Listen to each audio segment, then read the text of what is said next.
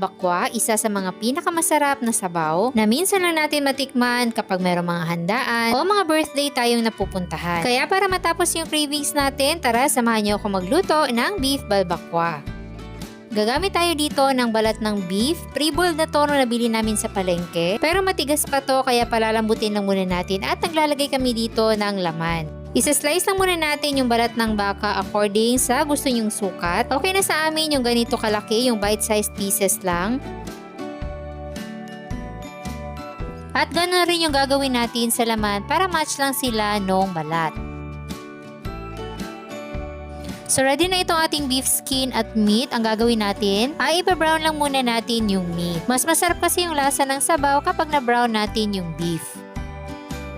Magpo-produce din niya ng sariling tubig kaya aantayin natin niyang maiga. Kapag maiga na gaya nito, ihalo na natin yung balat at lagyan na natin ng tubig pang sabaw. Tapos i-scrape natin yung mga toasted flavors na dumikit dyan sa kawali. Titimplahan lang natin yan ng konting asin at black pepper. Then, papakuluan lang natin yan ng 1 hanggang 2 oras o hanggang sa lumambot na yung skin. At kung meron kayong pressure cooker, 45 minutes lang para mas mabilis. Then, i-check na natin kung malambot na ba. At kung nakikita nyo naman, malambot na, so ihiwalay lang muna natin yung laman sa sabaw. Then sa isang kawali, maglalagay tayo ng atswete seeds dito sa mantika sa mahinang apoy lang. I-extract natin yung kanyang kulay. Ito yung magbibigay ng kulay orange dun sa ating sabaw. After nyan, pwede na tayo magisa ng luya. Isunod natin yung sibuyas. Then yung ating minced na bawang. Then, nilagay na natin dito yung laman at balat ng baka. Igisa-gisa natin kasama yung mga aromatics. Then, maglalagay tayo ng konting tomato paste at patis pampalasa.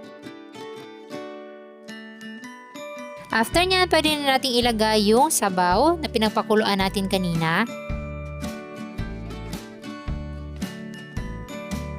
Meron tayong 1/2 cup ng tomato sauce. 1 beef cube, at maglalagay tayo ng sibot o tongkoy. Isa itong Chinese spice na mabibili nyo sa palengke. Nagbibigay ito ng aroma at flavor na talagang sa balbakwa nyo lang matitikman. At pwede na rin tayo mag-adjust ng timpla. Dinagdagan ko lang ng konting black pepper. Then lagyan na natin yan ng sili at spring onions.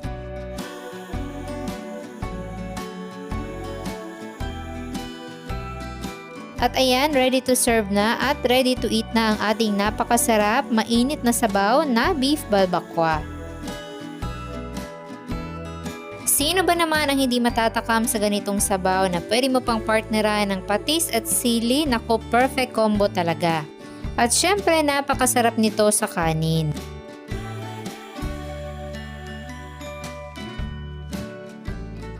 Kaya sa